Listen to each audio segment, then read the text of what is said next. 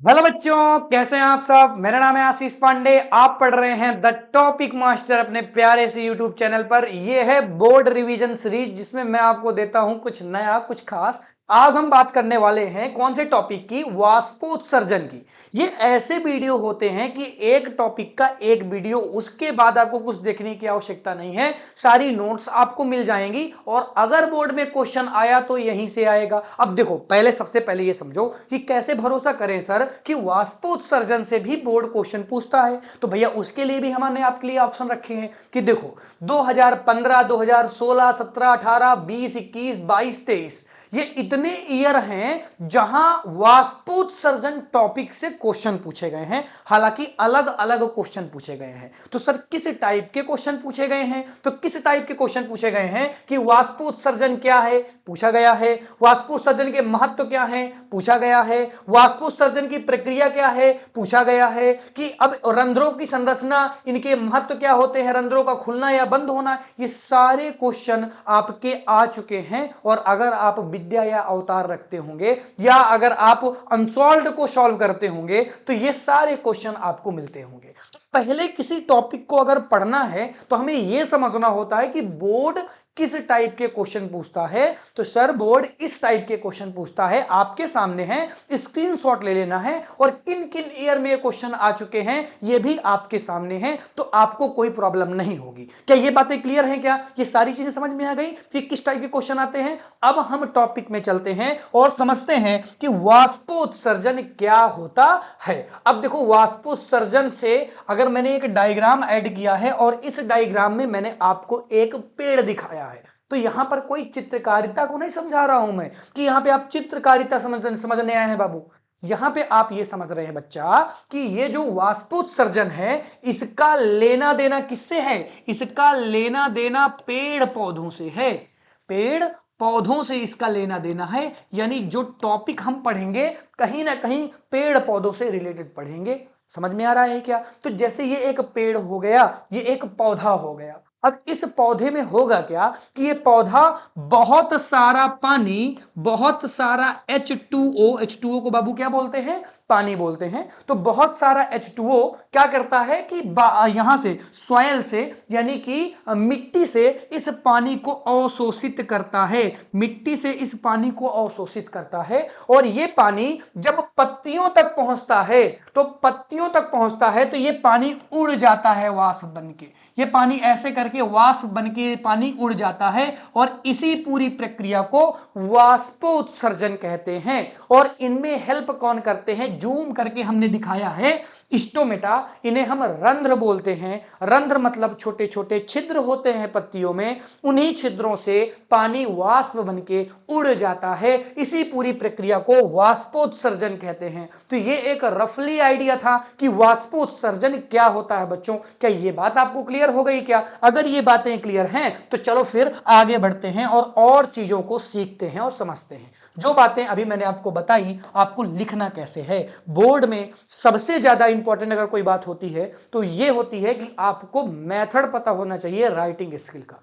जिसकी जितनी अच्छी राइटिंग स्किल होगी उसके उतने बढ़िया नंबर आएंगे। और ये पूरी की पूरी सीरीज मैं इस बात का विशेष ध्यान रखता हूं कि आपको लिखना कैसे है वो मैं आपको दे दूं, ताकि आपको भटकना ना पड़े। जैसे कि वाष्पोत्सर्जन क्या है, अगर क्वेश्चन आ गया तो आपके पास वेल एक्यूरेट एक आंसर है, बहुत ही प्यारा सा आंसर है। आपको इसी को छापना है, लिख के आना है। मेरा यकीन मानिए बच्चों के नंबर आए हैं और आपके भी आएंगे। ठीक है, ओके, चलो आ जाओ समझते हैं वाष्पोत्सर्जन क्या है। तो मैंने क्या कहा कि पौधों द्वारा जल और वाष्प के रूप में, जल का वाष्प के रूप में बाहर निकलना वाष्पोत्सर्जन कहलाता है। इसी को मैंने बढ़िया बढ़िया सेंटेंसों में लिखा और आपको समझाया। अब हम अगर बात करते हैं कि पूरी प्रक्रिया के अंतर्गत ये पूरी प्रोसेस किस तरह से होती होगी, तो इस प्रोसेस को हमने यहां पे लिख दिया कि होता क्या है कि जो पेड़ पौधे हैं वो मिट्टी से जल को अवशोषित करते हैं।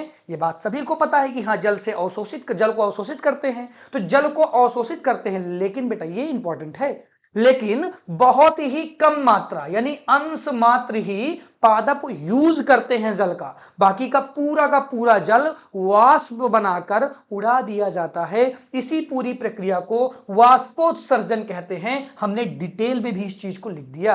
ये नंबर के ऊपर डिपेंड है करता है कि आप कितने नंबर का क्वेश्चन आया है, उसी के अकॉर्डिंग आप लाइन ऐड करेंगे और उसी के अकॉर्डिंग आप लाइनें लिखेंगे। राइटिंग स्किल जो बेटा होती है मोस्ट इंपॉर्टेंट होती है आपके बोर्ड एग्जाम में। आप हमारी इस सीरीज के साथ जुड़िए, सारी चीजें मैं आपको दूंगा। जो टॉपिक में हम वीडियो बनाते हैं हर दिन एक वीडियो आपको मिलता है।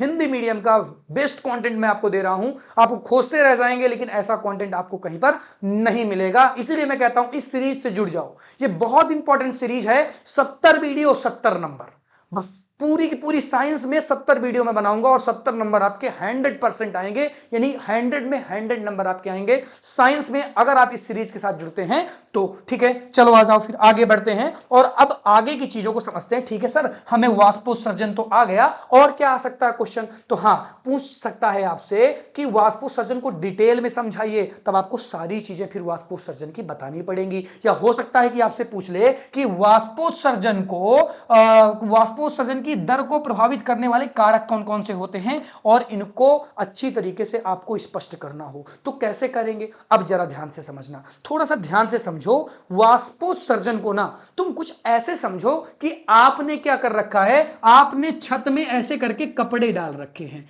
आपने छत में ऐसे करके कपड़े डाल रखे हैं। मेरी बात समझना, आपको वेल एक्यूरेट समझ में आ जाएगा। आपने छत में कपड़े डाल रखे हैं, अगर तापमान ज्यादा है, अगर तापमान ज्यादा है तो बताओ कपड़े जल्दी सूखेंगे क्या? क्योंकि जल्दी वो पानी वाष्प बन के उड़ जाएगा।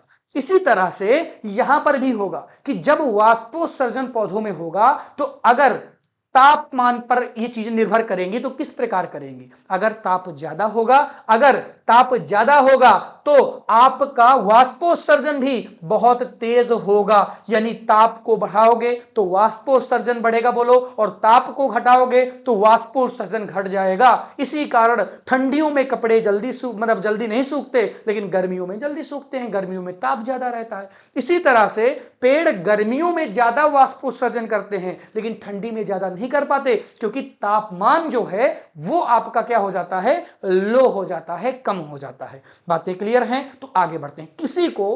किसी भी पर्सन को मैं कहता हूं कोई भी डाउट आता है कमेंट करो, मैं आंसर दूंगा।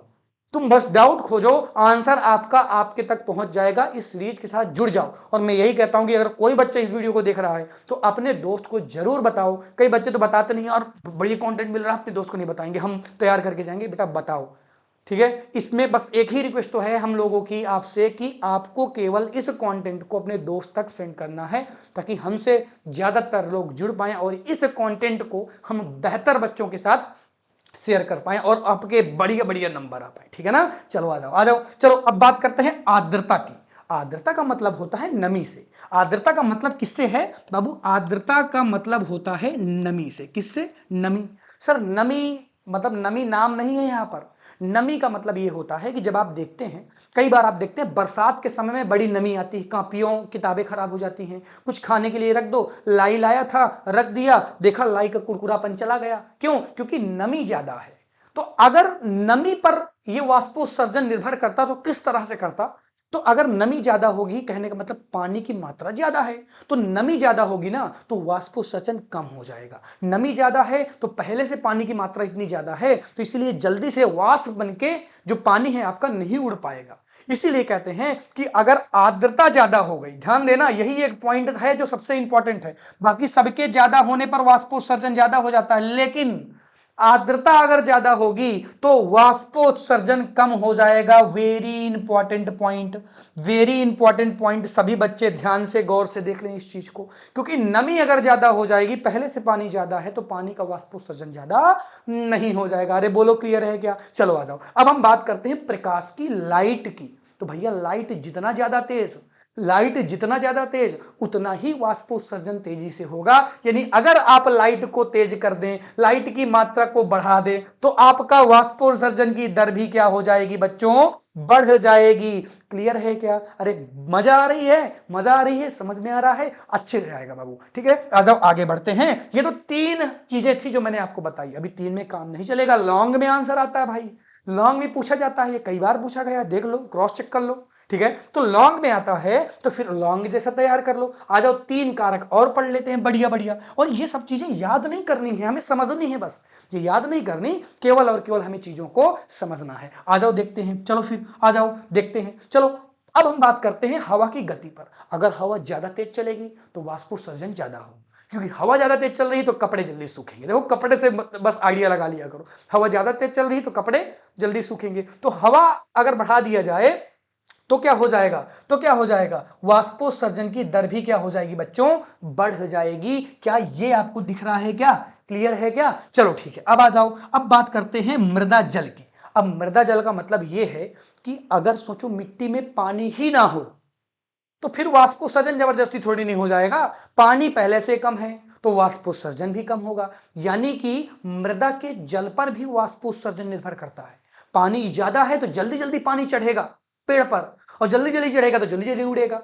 और सोचो पानी ही कम है, अगर पानी ही कम है बच्चों तो फिर तो आपको पता है कि पानी अगर कम हुआ तो दर क्या हो जाएगी, पानी अगर कम हुआ तो दर क्या हो जाएगी, दर आपकी कम हो जाएगी। बोलो क्लियर है, ये चीजें समझ में आ रही हैं, मजा आ रही है आपको? ठीक है, चलो आ जाओ आगे बढ़ते हैं पौधों की संरचना पर। अब देखो पौधों की संरचना पर कोई कोई पेड़ बढ़िया ऐसे है तो बढ़िया तरीके से वाष्पोत्सर्जन होगा, क्योंकि पेड़ की संरचना का क्षेत्रफल जितना बड़ा, अगर बड़ा क्षेत्रफल है तो जो पानी उड़ेगा वो भी बड़ी मात्रा में उड़ता चला जाएगा, बड़ी मात्रा में उड़ता चला जाएगा। अब सोचो कोई पेड़ ऐसे तिकोना पेड़ है, ऐसे तिकोना ऐसे पेड़ है, तब फिर बताओ, तब तो इसका क्षेत्रफल कम हो गया तो वाष्पोत्सर्जन भी इसका कम हो जाएगा। अब तुम देखते हो जनरली वाष्पोत्सर्जन ये वाले जो तिकोने वाले पेड़ जो होते हैं वो वहां होते हैं जहां पर पानी की कमी होती है। समझ रहे हो मेरी बात को? ठीक है, तो यानी जो पौधे की संरचना है ना, तो पौधे की संरचना पर आप बता सकते हैं, इसमें आप लिख सकते हैं कि पौधों की संरचना जितना क्षेत्रफल को दिखाएंगी उसी के अकॉर्डिंग वाष्पोत्सर्जन ज्यादा या कम होगा। अगर संरचना में क्षेत्रफल कम है तो वाष्पोत्सर्जन भी कम होगा,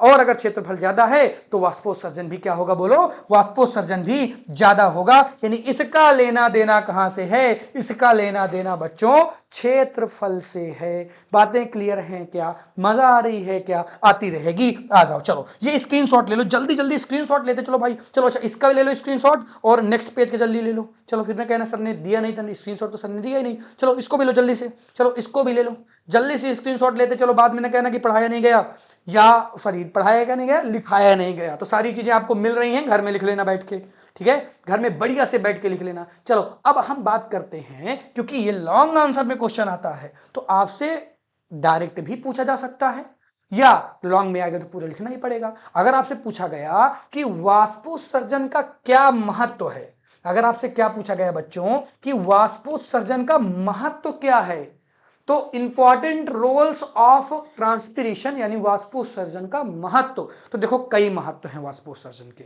हेडिंग पहली हमें बताती है जल को संतुलित रखने में। अब देखो पेड़ जो है ना, पेड़ से लगातार क्या हो रहा है, जल उड़ रहा है, तो होगा क्या, पूरे पेड़ में जल का संतुलन बना रहेगा। तो यानी हमने लिखा वाष्पोत्सर्जन पौधे के शरीर में लगातार पानी निकालकर पौधों के भीतर जल के संतुलन को बनाए रखता है, ताकि ये संतुलन बाबू बिगड़ ना जाए। फिर बात आती है पोषक तत्वों के स्थानांतरण में। अब देखो नीचे से लगातार पानी चढ़ रहा है, लगातार पानी चढ़ रहा है, लगातार पानी चढ़ रहा है, तो अगर पानी चढ़ता रहेगा तो बताओ पानी के साथ जो पोषक तत्व थे नीचे जमीन में वो भी तो ऊपर तक आएंगे, अरे वो भी तो ऊपर तक आएंगे। तो अगर वो ऊपर तक आएंगे बच्चों तो ये बताओ क्या पोषक पदार्थों का स्थानांतरण नहीं हो रहा है? हो रहा है, यानी जल के साथ पोषक पदार्थों का स्थानांतरण भी होता रहता है। और अगर जल ही स्थानांतरित होना बंद हो जाए तो सोचो पोषक पदार्थ कैसे होंगे। यानी लगातार जल का ऊपर चढ़ते रहना भी जरूरी है,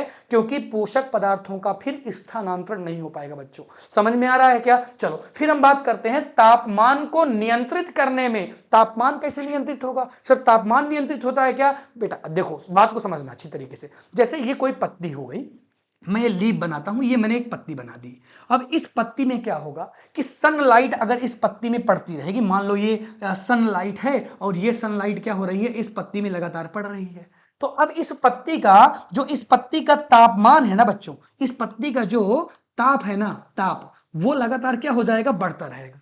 और हो सकता है कि ये पत्ती जल भी जाए क्योंकि तापमान बहुत ज्यादा रहता है। लेकिन अगर होगा क्या, लगातार वाष्पोत्सर्जन होता रहेगा, तो वाष्पोत्सर्जन होता रहेगा ना, तो जब जल वाष्प बन के उड़ता है तो ठंडा महसूस करवाता है। बताओ, पसीना आता है जब हमें पसीना आता है तो क्या होता है, हमारा पसीना जब उड़ रहा होता है वाष्प बन के तो उस दौरान हमें ठंडक महसूस होती है। तो इसीलिए इस तरह से पौधे अपने तापमान को मेंटेन रखते हैं, यानी संतुलित रखते हैं। यानी हमारा जो वाष्पोत्सर्जन है ना, वो ताप को संतुलन करने में या ताप को नियंत्रित रखने में, किसके ताप को नियंत्रित रखने में, पौधे के बॉडी के ताप को नियंत्रित रखने में भी अहम भूमिका निभाता है। लेकिन हमारे साथ ऐसा है कि हमारा तापमान हमेशा 37 डिग्री सेल्सियस रहता है, लेकिन पौधों का ऐसा कोई फिक्स टेम्परेचर नहीं है ना, तो उसका कैसे फिक्स होगा, तो ये पानी के जरिए जब वाष्प बन के पानी उड़ता रहता है तो तापमान बैलेंस में बना रहता है। ये एक तरीका है पौधों का जिससे पौधे अपने तापमान को नियंत्रित करते हैं।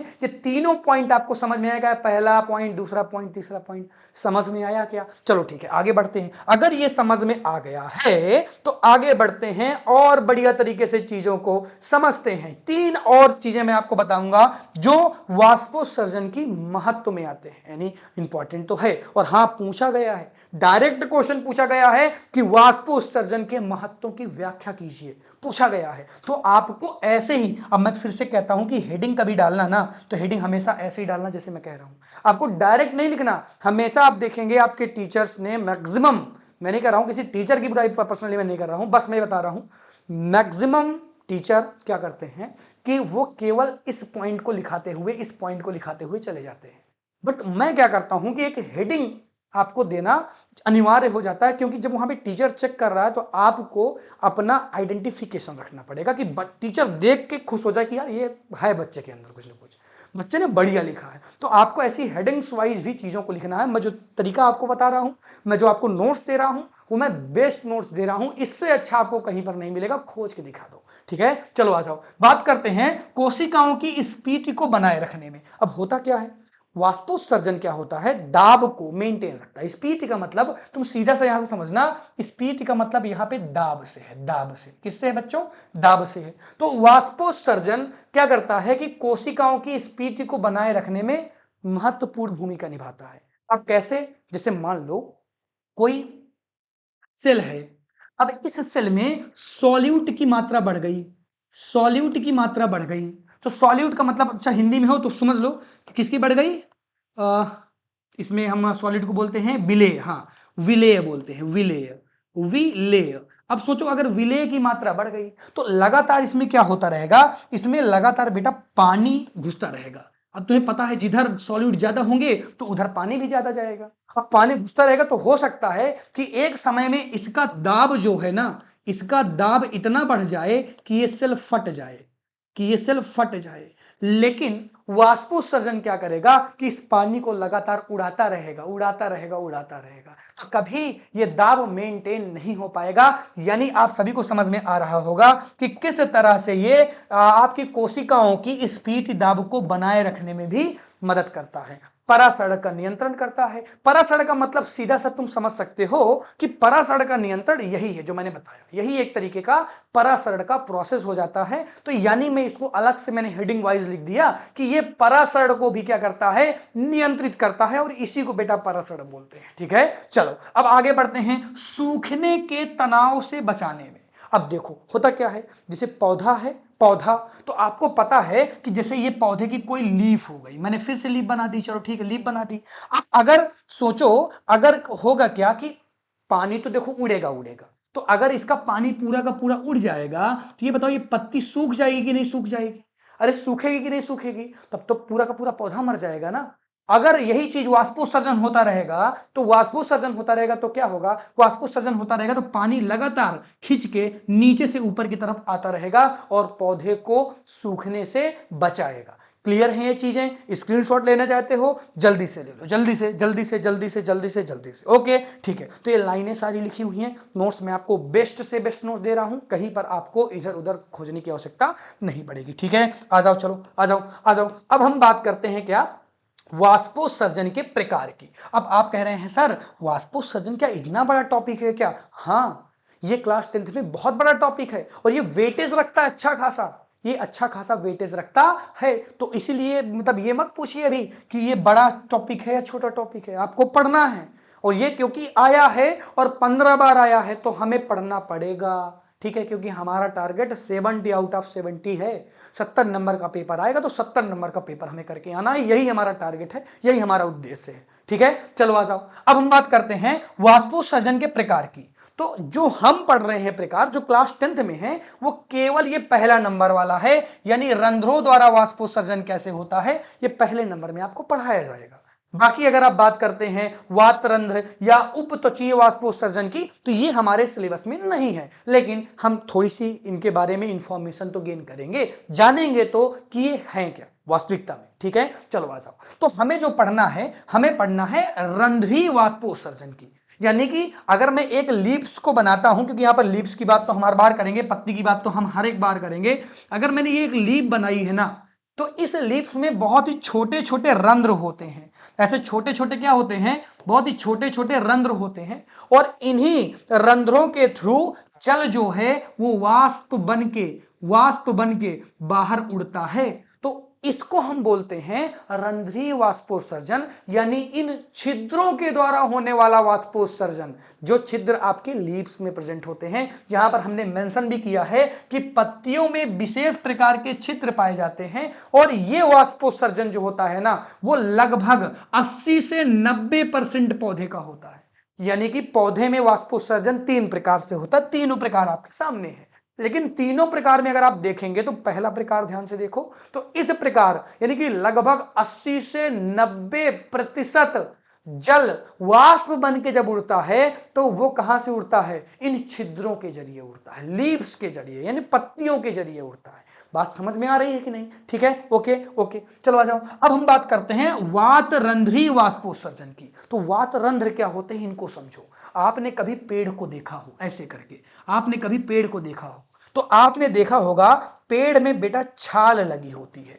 पेड़ में ऐसे करके क्या होती है, ऐसे करके छाल लगी होती है, और छाल में जो पेड़ की छाल होती है उसमें छोटे छोटे क्या पाए जाते हैं, उसमें छोटे छोटे रंध्र पाए जाते हैं, उसमें छोटे छोटे रंध्र पाए जाते हैं। तो जब इन रंध्रों के थ्रू वाष्पोत्सर्जन होता है तो इन्हें हम वातरंध्रीय वाष्पोत्सर्जन कहते हैं बच्चों। और वातरंध्रीय वाष्पोत्सर्जन केवल 5 से 10% है, किसका किसका, वाष्पोत्सर्जन।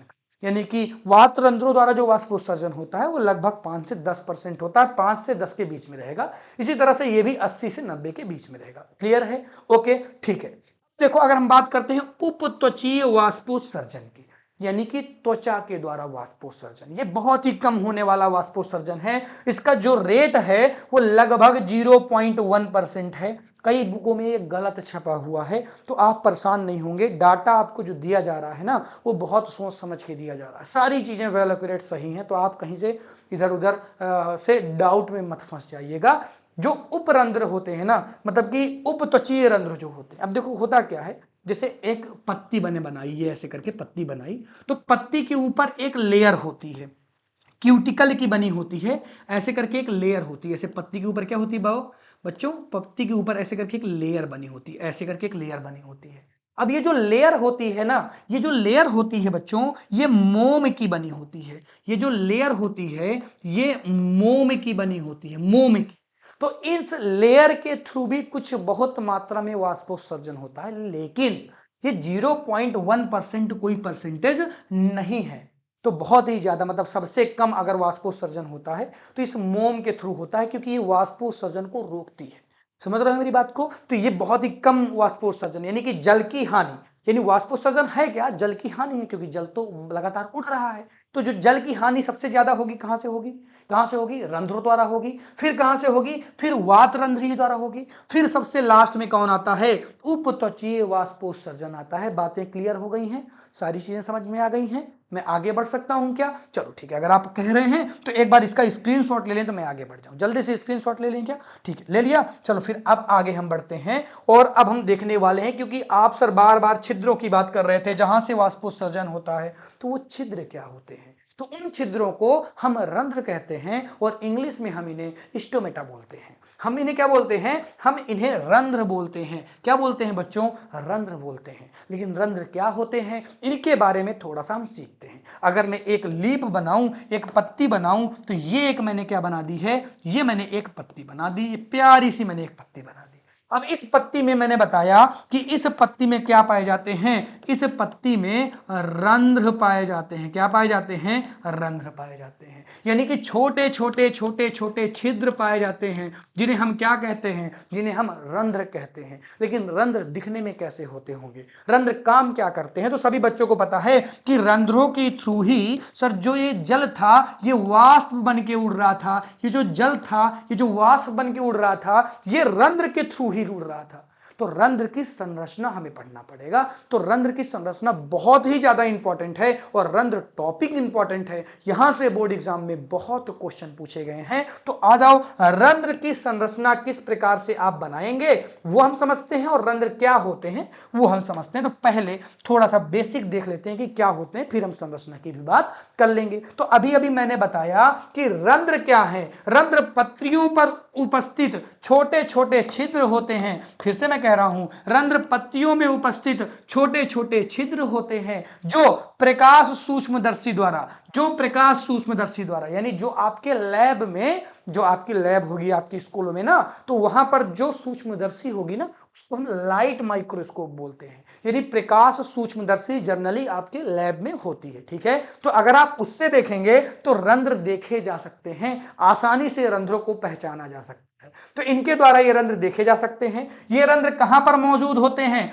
ये रंध्र जो होते हैं ये तनों पर, पौधों के पत्तियों पर उपस्थित होते हैं। सबसे ज्यादा कहां पर उपस्थित होते हैं, पत्तियों पर उपस्थित होते हैं। और इनका काम क्या है, इनका काम है गैसीय विनिमय करना। इनका काम क्या है, गैसीय विनिमय करना, और प्रकाश संश्लेषण में भी ये महत्वपूर्ण भूमिका निभाते हैं। और इनके खुलने या बंद होने से वाष्पोत्सर्जन की दर को भी नियंत्रित किया जाता है। हालांकि अभी आपको कम बातें समझ में आई होंगी, लेकिन जैसे जैसे मैं टॉपिक में घुसता जाऊंगा, पढ़ाता जाऊंगा, तो आपको ये सारी चीजें क्लियर हो जाएंगी, ये मेरा वादा है आपसे। ठीक है, चलो अब मैं फिर से रिपीट करता हूं। एक तो गैसीय विनिमय यानी गैसों का आदान प्रदान करती हैं। सर कैसे करती हैं गैसों का आदान प्रदान, समझेंगे, आ जाओ देखते हैं।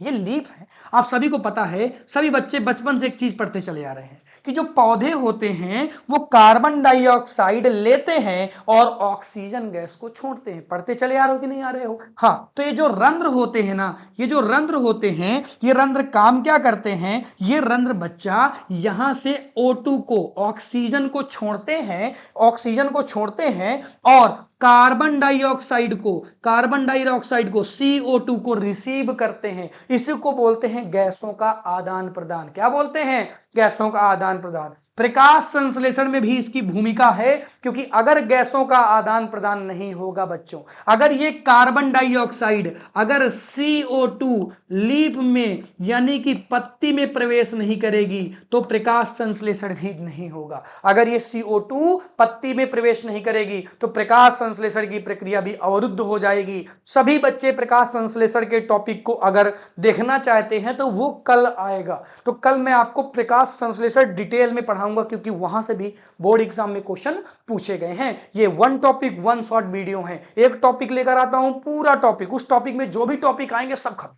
यानी कि एक टॉपिक में जितने टॉपिक छोटे छोटे होते हैं ना, जैसे ये स्टोमेटा वाला, जैसे रंध्र वाला अलग टॉपिक है, लेकिन उसी टॉपिक का पार्ट है रंध्र, जो पार्ट है वो वाष्पोत्सर्जन का ही पार्ट है, इसीलिए मैं आपको इसी में पढ़ा देता हूं। क्लियर है? चलो आ जाओ। तो ये चीजें आपको समझ में आ गई होंगी। और वाष्पोत्सर्जन की दर को कैसे नियंत्रित करता है, जैसे स्टोमेटा बंद रहेंगे तो पानी नहीं उड़ेगा, और स्टोमेटा अगर खुले रहेंगे तो पानी उड़ेगा, यानी दर को नियंत्रित इस प्रकार से करता होगा। समझ में आया क्या? चलो ठीक है, अगर ये चीजें समझ में आ गई हैं तो सभी बच्चे बहुत ही प्यार से आगे बढ़ते हैं और देखेंगे क्या अब हम देखेंगे कि किस तरह से इनकी संरचना को बनाया जाता है। क्लियर है? ओके, आ जाओ, चलो आ जाओ, कैसे संरचना को बनाएंगे। देखो, संरचना बनाना ना बहुत आसान है, संरचना बनाना बहुत ही ज्यादा आसान है। कैसे बनाएंगे लेकिन संरचना? देखो, अगर आपको संरचना बनाना सीखना हो तो ऐसे आप सीख सकते हैं। सबसे पहले आपको क्या करना है, सबसे पहले आपको एक छोटा सा ऐसे करके गोला खींचना है, ऐसे करके, ठीक है।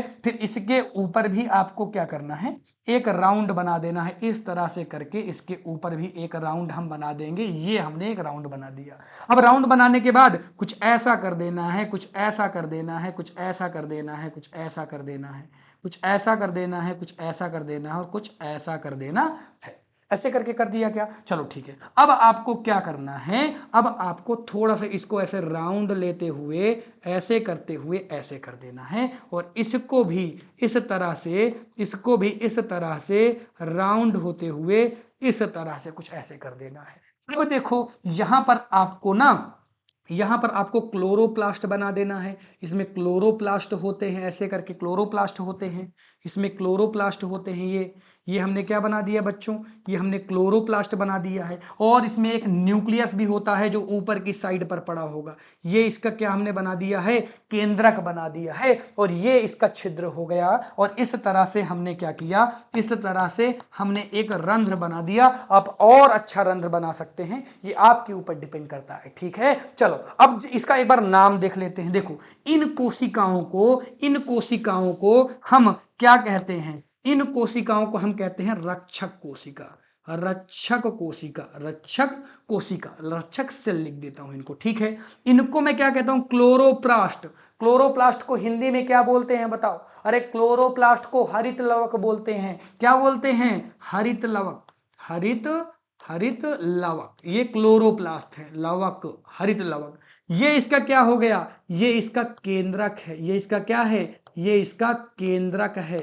ये क्या हो गया, ये छिद्र है, ये छिद्र है। तो इस तरह से आप डायग्राम बना सकते हैं। और इसका छिद्र ओपन है, इसका छिद्र कैसा है, ओपन है। कई बार आपसे पूछा जाएगा कि खुले हुए रंध्र की संरचना बनाइए और बंद रंध्र की संरचना बनाइए। आओ इसको और डिटेल में देखते हैं एक बढ़िया से चित्र के साथ, जो मैं आपके साथ लेकर, आपके लिए लेकर आया हूं। आपके साथ क्यों लेकर आया हूं, ठीक है। आपके लिए एक प्यारा सा डायग्राम मैंने आपके सामने प्रस्तुत किया। बताओ कैसा, जल्दी जल्दी कमेंट कर दो, कैसा डायग्राम दिख रहा है? बढ़िया दिख रहा है क्या? बढ़िया दिख रहा है क्या? ठीक है, बढ़िया तो दिखेगा ही ना, बनाया गया भाई, मेहनत लगी है तो बढ़िया तो दिखेगा ही। चलो आ जाओ, अब जाओ, चलो देखते हैं। देखो ये जो मैंने रेड कलर से बनाया इधर, इसको मैंने क्या कहा कि ये नाभिक है। इसको मैंने क्या कहा कि ये नाभिक है। सर वो जो ऊपर आपने गोल गोल बनाया था वो तो इसमें नहीं बना, तो आप बना दीजिए। आप ऊपर ऐसे गोल गोल जो मैंने बनाया था ऐसे करके, अगर आपको मन है, आपकी इच्छा है, तो आप इन कोशिकाओं को दिखा सकते हैं। इनको ऐसे भी आप बना सकते हैं, ऐसे करके ऐसे आप इनको बना सकते हैं। बिल्कुल ये मैंने इसमें बना दिया, इसमें बना दिया, इसमें भी आप ऐसे ही बना सकते हैं। इनको आप बना सकते हैं अलग से, कोई दिक्कत नहीं, मैंने वहां पे बनाया था। अब देखो एक बार समझ लो पहले। इसको मैंने नाभिक कहा। ये जो हरे हरे हरे हरे आपको दिख रहे हैं, इसको मैं क्या कह रहा हूं, इसको मैं क्लोरोप्लास्ट कह रहा हूं, यानी हरित लवक कह रहा हूं। इस रिक्तिका, ये जो एक खाली जगह यहां पर बची हुई है, इस रिक्तिका का होना बहुत इंपॉर्टेंट है। तो ये यहाँ पे क्या है, यहाँ पे ये क्या है, रिक्तिका है। रिक्त नहीं बोलते, रिक्तिका बोलते हैं, रिक्तिका। इसको सही कर लीजिएगा, इसको हम रिक्तिका बोलते हैं। और इस पूरी कोशिका को क्या बोलेंगे, इस पूरी कोशिका को रक्षक कोशिका भित्ति बोलते हैं। क्या बोलते हैं, रक्षक कोशिका भित्ति बोलते हैं। इसको हम रक्षक कोशिका भित्ति बोलेंगे, या हम कह सकते हैं कि इसको हम रक्षक बोलेंगे। और इसका भी अगर अलग से आपको नाम लिखना है तो आप इसको अलग से भित्ति लिख सकते हैं। साथ में अगर आपको मेंशन करना है तो रक्षक कोशिका भित्ति कह दीजिए, ठीक है। या अगर आपको इसका बताना है कि कौन सी भैया सेल है, तो आप कह भी सकते हैं कि सर ये आपकी रक्षक सेल हो जाएगी, रक्षक कोशिका हो जाएगी, और ये आपकी क्या हो जाएगी, भित्ति हो जाएगी। ये अपनी इच्छा अनुसार जैसे भी आपको रिप्रेजेंट करना हो, आप इसको रिप्रेजेंट कर सकते हैं, ठीक है। डायग्राम समझ में आया क्या? अब जरा ध्यान से इस डायग्राम को एक बार देख लो, ठीक है। ध्यान से इस डायग्राम को देख लो। अगर आप डायग्राम को देखेंगे तो ये यहां पर आपको छिद्र नहीं दिख रहा है, यानी ये जो आपको दिख रहा है, क्या दिख रहा है, आपका रंध्र दिख रहा है। ये रंध्र आपका बंद है। ये रंध्र कैसा है, ये आपका बंद है, यानी ये रंध्र क्लोज्ड है। और अगर आप देखेंगे यहां पर आपको छिद्र दिखेगा, तो यानी ये रंध्र कैसा है, ये रंध्र ओपन है, यानी खुला हुआ है। तो दोनों रंध्र आपको बनाने आना चाहिए। एक तो खुला वाला भी रंध्र आना चाहिए, बंद रंध्र भी आना चाहिए, क्योंकि दोनों ही आपके बोर्ड एग्जाम में पूछे जा चुके हैं बच्चों। अब देखो इनसे जो सबसे महत्वपूर्ण क्वेश्चन निकल के आता है, बच्चे बड़ा परेशान हो जाते हैं कि किस तरह से रंध्र खुलते हैं और किस तरह से रंध्र बंद होते हैं।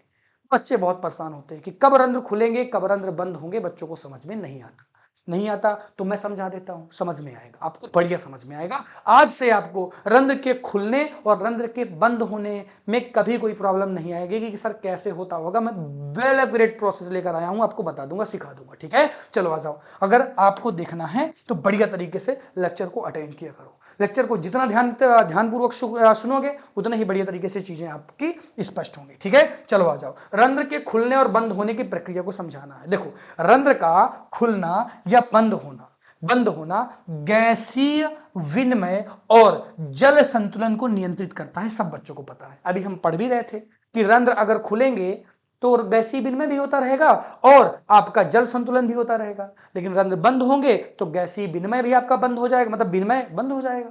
यानी कि एक तरीके से हम कह सकते हैं कि गैसीय विनिमय को नियंत्रित करने वाला और जल के संतुलन को नियंत्रित करने वाला कौन है? रंध्र है। यानी रंध्र का खुलना और बंद होना बहुत ही ज्यादा आवश्यक है, नहीं तो नियंत्रण कैसे हो पाएगा बताओ। तो नियंत्रण करना है तो आपको क्या करना पड़ेगा? रंध्र को बंद करना पड़ेगा और रंध्र को खोलना पड़ेगा। तो रंध्र को बंद करना और खोलने के लिए सबसे ज्यादा कोशिका जिम्मेदार है, तो कौन सी है? रक्षक कोशिका जिम्मेदार है, जिन्हें अभी अभी हम एक नाम से और जानते हैं। बच्चे कंफ्यूज रहते हैं, मैं एक नाम इसका और बता दूं, हाँ, ये द्वारक कोशिका इसका एक नाम है। तो अगर ये द्वारक कोशिका लिख के आ जाए, अब आपने रक्षक कोशिका पढ़ा है तो आपको कंफ्यूजन होगी कि यार ये रक्षक कोशिका क्या है, द्वारक कोशिका क्या है। दोनों बच्चों एक ही चीजें हैं। मैं एक बार फिर से बता देता हूं, रंध्रों का बंद होना या खुलना जल के संतुलन को बनाए रखता है और गैसीय विनिमय को बनाए रखता है। और रंध्र खुलते या बंद कब होते हैं ये डिसाइड करने वाली कोशिका कौन है? द्वारक कोशिका है। द्वार कोशिकाओं के छिद्र के आसपास स्थित होती हैं। छिद्र खुलने या बंद करने के लिए द्वारक कोशिकाएं उत्तरदायी होती हैं, इस बात को मैंने लिख दिया है। और नीचे फिर मैंने लिखा रंध्रों के, ये तो लाइन मैंने जो ब्लू कलर से लिखी है ना, मैं केवल आपको इंडिकेट कर रहा हूं कि ये वाली लाइन और ये लाइन में कोई फर्क नहीं है। बस यहां पर मैंने द्वारक कोशिका लिखा, यहां पर रक्षक कोशिका लिखा, दोनों एक ही बात है, दोनों एक ही बातें हैं। इनके स्पीच दाब में बदलाव आएगा तो रंध्र खुलेंगे या रंध्र बंद हो जाएंगे, ये इन बातों पर क्या होगा? डिपेंड होगा। बात समझ में आ रही है कि नहीं? बात समझ में आ रही है तो आ जाओ फिर इन बातों को समझो। चलो आओ, अगर इन बातों को समझना चाहते हो तो आपको पूरी प्रक्रिया में समझाता हूं कि किस तरह से रंध्र खुलते हैं और किस तरह से रंध्र बंद हो जाते हैं। तो सभी बच्चे ध्यान से समझेंगे। देखो, इनमें आपको पता है कि ये जो हैं ये क्या हैं? ये सभी बच्चों को मैंने बताया कि ये क्लोरोप्लास्ट होते हैं, यानी इनको मैं हरित लवक कहता हूं। हरित लवक कहता हूं। ठीक है, बिल्कुल सही बात है कि इनको मैं हरित लवक कहता हूं। अब ये हरित लवक क्या होगा कि जब प्रकाश संश्लेषण होगा तो आप सभी को पता है कि प्रकाश संश्लेषण के दौरान शुगर बनती है। क्या बनती है? शुगर को हम शर्करा बोलते हैं। क्या बोलते हैं? शर्करा बोलते हैं। तो शुगर बनती है, इसी को मैं शर्करा लिख दूंगा, शर्करा लिख देता हूं। तो शर्करा का फॉर्मेशन होता है, यानी शर्करा का लेवल क्या हो जाता है? बढ़ जाता है। अब इनकी भित्तियों में क्या हो रहा है कि जो शर्करा है ना, शर्करा वो ज्यादा हो रही है। कब? जब प्रकाश संश्लेषण हो रहा है। कब? जब प्रकाश संश्लेषण हो रहा है। तो प्रकाश संश्लेषण होगा तो शर्करा ज्यादा हो जाएगी। अब शर्करा ज्यादा हो गई है तो मैं कह सकता हूं कि यहां पर जो आपके विलेय पदार्थ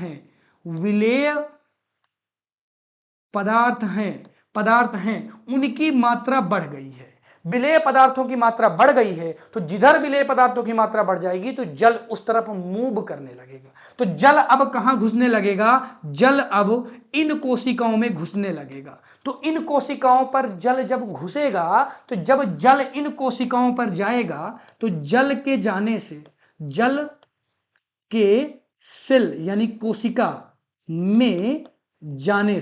कोशिका में जाने से दाब बढ़ जाएगा। दाब क्या हो जाएगा बच्चों? दाब बढ़ जाएगा। और जब दाब बढ़ जाएगा ना तो कोशिकाएं फूल जाएंगी। और क्योंकि ये जो कोशिकाएं हैं ये मोटी होती हैं, तो यहां से कोशिकाएं क्या होंगी कि अपनी जगह में रहेंगी और ये कोशिकाएं पीछे की तरफ खींच जाएंगी, तो इससे एक छिद्र बन जाएगा। तो इस तरह से छिद्र बनता है और ओपन हो जाते हैं आपके रंध्र। अब देखो, इन बातों को मैंने कैसे लिखा। अगर ये पूरी बात कहानी आपको न याद रह जाए ना तो क्लास 10th के लेवल में आप केवल इतनी बातें याद करके लिख देंगे, तब भी आपका एक नंबर नहीं कटेगा।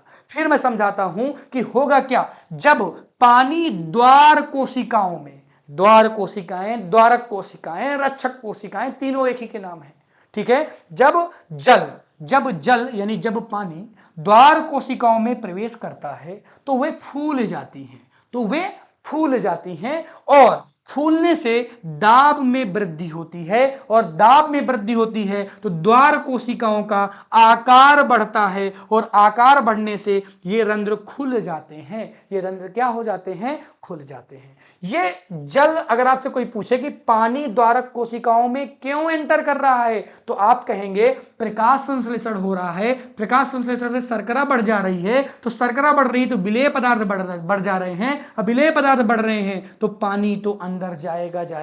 जिधर विलेय पदार्थ ज्यादा रहते हैं पानी सदैव उस तरफ से मूव करता है। बातें अगर क्लियर हो तो स्क्रीनशॉट ले लो, कोई दिक्कत हो तो कमेंट कर देना, ठीक है? अरे मैं आपके लिए शॉर्ट बना दूंगा यार, कमेंट कर दिया करो, कुछ समझ में ना आया करे, ठीक है? चलो अब हम बात करते हैं कि रंध्र कैसे बंद होते हैं। तो जस्ट अपोजिट होता है रंध्र का बंद होना, यानी कि अगर आप रंध्र के बंद होने की प्रोसेस को पढ़ेंगे तो जस्ट अपोजिट होता है किसके रंध्र के खुलने के। अब देखो, समझना मेरी बात को, ये रंध्र को बंद करना है। अब हमें रंध्र को क्या कर देना है? इधर से रंध्र को बंद कर देना है, यहां से रंध्र को क्या कर देना है? बंद कर देना है। तो बंद कब होगा? बंद तब होगा जब, समझना मेरी बात को, पहले प्रोसेस पूरी समझ लो फिर बाद में बात करना। जब क्या होगा? प्रकाश संश्लेषण। जब प्रकाश संश्लेषण रुक जाएगा, यानी प्रकाश संश्लेषण की प्रक्रिया बंद हो जाएगी। तो जब प्रकाश संश्लेषण की प्रक्रिया बंद हो जाएगी तो जो आपका शर्करा है उसका लेवल क्या हो जाएगा? घट जाएगा। और जब शर्करा का लेवल घट जाएगा तो जल कोशिकाओं से, सेल से बाहर निकल आएगा। जल अगर बाहर निकल आएगा तो दाब कम हो जाएगा। दाब क्या हो जाएगा बच्चों? दाब कम हो जाएगा, और दाब कम हो जाएगा तो ये पुनः अपनी स्थिति में आ जाएंगी और इस तरह से हमारे रंध्र बंद हो जाएंगे। बहुत ही बढ़िया तरीके से मैंने चीजों को एक्सप्लेन किया है। जब द्वारक कोशिकाएं में आसपास की कोशिकाओं से, जब द्वारक कोशिकाओं में से आसपास की कोशिकाओं में बाहर चले जाते हैं तो परासर दाब कम हो जाता है। एक बात सुनो, इसको हटा देना बेटा, ये गलती से मुझे लग रहा है टाइपिंग करते हुए मिस्टेक हो गया होगा। आप इस चीज को लिख लीजिएगा जो मैंने बता दिया है, जस्ट उसका अपोजिट कर दीजिएगा तो आपकी पूरी लाइनें बन जाएंगी। आप लिखिएगा, मैं बोल दे रहा हूं, अगर लिखना हो तो लिख भी सकते हो। जब प्रकाश संश्लेषण की प्रक्रिया रुक जाती है तो शर्करा का लेवल घट जाता है, और ये जल जो अभी तक इन कोशिकाओं में था, ये जल अपनी बगल वाली कोशिकाओं में आ जाता है, और इस प्रकार से जब जल निकलता है तो दाब में कमी आती है, और दाब में कमी आती है तो पुनः ये जो आपके रंध्र हैं ये बंद हो जाते हैं। बोलो क्लियर है क्या? अरे बोलो क्लियर है क्या? इसको सही कर लेना बेटा, यहां पर मिस्टेक हो जाए तो मुझे लग रहा है कि टाइपिंग करते हुए कुछ वर्ड छूट गए होंगे उनके, ठीक है? चलो आ जाओ, समझ में आ गया? ठीक है, अगर समझ में आ गया तो लास्ट एक टॉपिक और है। कई बार आपसे पूछा गया है कि जो रंध्र होते हैं ना, वो किस तरह से इंपॉर्टेंस रखते हैं एक पौधे के लिए। तो बहुत ही ज्यादा इंपॉर्टेंस है किसी रंध्र की, तो आ जाओ उसको पढ़ते हैं, और जिस तरह से मैंने लिखा है आपको वैसे ही समझना है। अभी तक आपको ये सारी चीजें समझ में आ गई होंगी, बस मुझे लाइनें आपको बता देनी है, जैसे कि मैं किस तरह से इनको समझा रहा हूं। देखो, जो रंध्र होंगे तो रंध्र क्या करते हैं? गैसों का आदान प्रदान करते हैं। आपको समझ में आ गया होगा। आप सभी बच्चों को पता है कि ये ऑक्सीजन गैस को निकालते हैं और कार्बन डाइऑक्साइड गैस को प्रवेश करवाते हैं, यानी ऑक्सीजन को ये बाहर निकाल रहे हैं और कार्बन डाइऑक्साइड को ये अंदर करते हैं। सभी बच्चों को पता है कि जैसे कोई लीफ है तो आप सबको पता है कि पौधे हमें ऑक्सीजन देते हैं और कार्बन डाइऑक्साइड लेते हैं। सभी बच्चों को पता होता है। तो इस तरह से हम कह सकते हैं कि इनके इंपॉर्टेंस आप देख ही रहे हैं कितने ज्यादा है। अब देखो, ये पानी के नुकसान को कम करते हैं। अगर बंद हो जाएंगे तो नुकसान नहीं होगा, खुले रहेंगे तो नुकसान होगा। सभी बच्चों को ये चीज पता भी होगी। और क्या करते हैं? ये वायवीय भागों से पानी के वाष्पोत्सर्जन की प्रक्रिया को करवाते हैं, यानी कि वाष्पोत्सर्जन की प्रक्रिया आप सभी बच्चों को पता है, अभी अभी आपने पढ़ा था कि 80 से 90% वाष्पोत्सर्जन कहां से होता है? रंध्र द्वारा होता है। तो अगर रंध्र खराब तो सब खराब। समझ में आ रहा है क्या? ठीक है, समझ में तो आ ही रहा होगा। अब देखो, ये नमी और दबाव को संतुलित रखते हैं। यानी कि नमी पौधों में बनाए रखते हैं और दबाव को भी संतुलित रखते हैं। कैसे? जब दबाव ज्यादा हो गया तो खुल गया तो दबाव कम हो गया, जब दबाव बहुत कम होने लगा तो बंद हो गया तो दबाव फिर से मेंटेन हो गया। तो इस तरह से ये दबाव को भी मेंटेन रखने में सहायता प्रदान करते हैं और ये परिवहन में भी हेल्प करते हैं। परिवहन किसका किसका? हार्मोनल संकेतों को भी संतुलित रखते हैं। कहने का मतलब ये है कि आप सभी बच्चों को पता है कि रंध्र अगर खुलेंगे तो वाष्पोत्सर्जन होगा, वाष्पोत्सर्जन होगा तो जल वाष्प बन के उड़ेगा, तो जल अवशोषित भी होगा, जल अवशोषित होगा तो इसी तरह से जो पोषक पदार्थ हैं वो पूरे पौधे पर पहुंचते रहेंगे। तो इस तरह से ये टॉपिक खत्म हुआ। जल्दी से स्क्रीनशॉट ले लो। तो आज हमने बहुत ही डिटेल में वाष्पोत्सर्जन को समझा और वाष्पोत्सर्जन के अंतर्गत आने वाले सभी टॉपिक्स को हमने देखा। इसके बाद वाष्पोत्सर्जन में सिंगल ऐसा क्वेश्चन नहीं आएगा जो आपको ना पढ़ाया गया हो। तो ये वन शॉट वन टॉपिक के वीडियो पर जरूर जुड़िएगा। ये जो मैंने सीरीज बना रखी है ना, ये बोर्ड रिवीजन सीरीज है। अगर आप पूरी सीरीज देख के चले जाएंगे तो आपको ना ही नोट्स कहीं से खोजनी है, ना आपको दिमाग लगाना है। सब कुछ पढ़ लो, समझ लो, बढ़िया तरीके से प्रैक्टिस कर लो, पूरे के पूरे नंबर आपके आएंगे, 100% आएंगे। ये मेरा वादा है आपसे, ठीक है? तो इसी तरह के टॉपिक के लिए हमारे चैनल से जुड़ जाएं। Thank you so much for watching. मिलता हूं आपसे जल्द ही एक नए टॉपिक के साथ। Tata, bye bye.